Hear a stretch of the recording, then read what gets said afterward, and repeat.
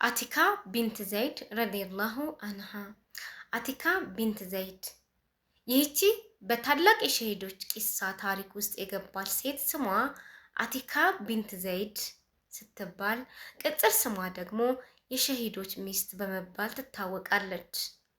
አባቷ ዘይድ የኢስላም ጥሪ ከመደረጉ በፊት የሞተ ሲሆን ነገር ግን ረሱላችን ሰለላሁ ዐለይሂ ወሰለም ያማረ ልብሱን ጀነት ውስጥ ሲጎትት እንዳዩት የተናገሩለት፣ ወንድሟ ሰዒድ ደግሞ የሰይድና ዑመር ረዲየላሁ አንሁ እህትን ፋጡማን ያገባ ነው። በቁንጅናዋ መካ ውስጥ የሚወዳደራት አልነበረም። በወጣትነቷ ቤተሰቧን ያሰለቸው እሷን ሊጠይቅ የቤቱን ደጅ የሚጠኑት የሰዎች ብዛት ነው። የቁንጅናዋ ሲገርም በተጨማሪም የቋንቋ ቅልጥፍናዋና በምትገጥመው ግጥም ማንም ሴት አትሞክራትም ነበር። አክላቋን እንደ ተምሳሌት አድርገው ቁረይሾች ሴት ልጆቻቸውን የሚመክሩበት ስነ ምግባር ነበራት። ቆንጆ ነች፣ ያገባት ሁሉ ሸሂድ ነው። አዎ ባል ባገባች ቁጥር ባሏ በምንም ሰበብ አይሞትም በአላህ መንገድ ላይ ሸሂድ ካልሆነ በስተቀር። እንዲያውም ታላቁ ሶሃቢ አብደላህ ቢን ዑመር እንዲህ ይሉ ነበር፣ መን አራደ ሸሃደተ ፈልየተዘወጀሃ፣ ሸሂድ ሆኖ መሞት የሚመኝ ይህችን ሴት ያግባ ይሉ ነበር። እስቲ የመጀመሪያው ባሏ ማን ነበር? በለጋው እድሜዋ ይላል ይህን ታሪክ የሚዘግበው ሰው ሲገልጽ፣ ወንዶች ሊያገቧት በሷ ላይ ጠዋፍ ያደርጉባት ነበር ይላል። ሁሉን ወንዶች አሸንፎ እድሉን ያገኘው አብደላህ ነበር፣ የሰይድና አቡበከር አስሲዲቅ ልጅ። አብደላህ ይህችን ልጅ ካገባ በኋላ ሁኔታው ይቀየራል። ከአጠገቧ አይለይም። ከኢባዳው፣ ከንግድ ስራው እንዲሁም ከአባቱ ሳይቀር በእርሷ መሽጉል ሆነ። ያውም አባቱ አቡበከር ሲዲቅ ጠርተውት እስኪቆጡት ድረስ። አንድ ቀን አባቱ አቡበከር ሲዲቅ ሰላታቸውን ከረሱል ሰለላሁ ዐለይሂ ወሰለም ጋር ለመስገድ ወደ ነቢያችን ዐለይሂ ሰላቱ ወሰላም መስጂድ ሲሄዱ እግረ መንገዳቸውን ልጃቸውን አብዱላህን ና አብረን እንሂድ ብለው አስነሱት። አብደላህም መንገድ ከመጀመሩ በፊት ሚስቱን ሊሰናበታት በበሩ ስር ሆኖ በፍቅር ቃላቶች እያናገራት ሳለ አባቱ አቡበከር ሲዲቅ ትተውት መንገዳቸውን ወደ መስጂድ ይቀጥላሉ። አቡበከርም ረዲየላሁ አንሁ ሰግደው ሲመለሱ ልጃቸው አብደላህ እስከዚያ ሰዓት ድረስ በበሩ ስር ያንን ጣፋጭ ንግግሩን ከሚስቱ ጋር ሲለዋወጥ ይደርሱበታል። አባቱም ተደናግጠው ሰላትህን ጀሚዕ አደረከው እንዴ ብለው ሲጠይቁት ተሰገደ እንዴ በማለት መልሶ ጠየቀ። ሰይድና አቡበክርም አዎ ብለው ከመለሱለት በኋላ ያ አብደላህ ይህች ሴት ከንግድህም ከኑሮህም መሽጉል አደረገች፣ አሁን ደግሞ ከፈርድ ሰላት መሽጉል እያደረገች ስለሆነ ፍታት ብለው ይጠይቁታል። ሰይድና አቡበከር ሲዲቅ ረዲየላሁ አንሁ ፍታት የሚለውን ቃል ልክ ከአፋቸው እንደወጣ ልጃቸው አብደላህ የሰማውን ማመን አቃተው። በህልሜ ነው ወይስ በእውኔ? ለአንድ አፍታ ብዙ ነገር በአንጎሉ ተመላለሰ። ፍታት? ማንን ነው የሚፈታው? አብሬያት እየዋልኩ አብሬያት እያደርኩ እንኳ ናፍቆቷን አልቻልኩም። ፍቺ የሚባለው የብረት አጥር ሲለያየን ምን ልንሆን ነው? ምን አጠፋው? እርሷስ ምንድነው ወንጀሏ? ያ አላህ ድረስልን በማለት እያሰበ ሳለ አሁንም በል እያየውህ እየሰማውህ ሂድና ፍታት የሚለው ትዕዛዝ ያዘለ ንግግር ካለበት ውዥንብር ውስጥ ይቀሰቅሰዋል። አብደላህ ረዲየላሁ አንሁ ነፍሱን ካወቀ ቀን ጀምሮ አባቱን አንድ ነገር እምቢ ብሎ አያውቅም።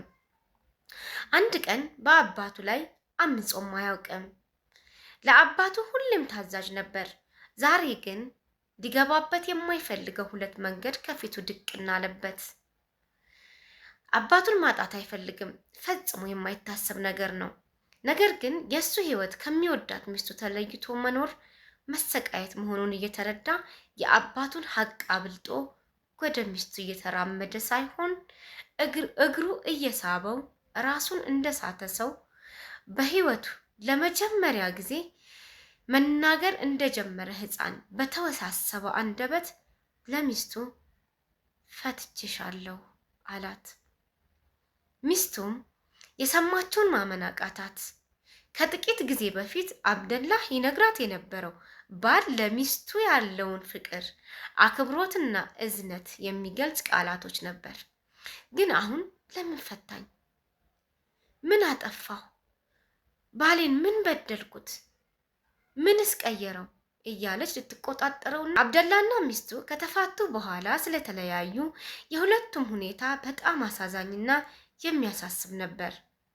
አሁንም ይህን ታሪክ የዘገበው ሰው የአብደላህን ሁኔታ ሲገልጸው አብደላህ ሚስቱን ከፈታ በኋላ ያሳለፋቸው ቀናት የሌሊት ጨለማን የሚመስል ጥቁር ቀኖች ነበሩ ብሏል።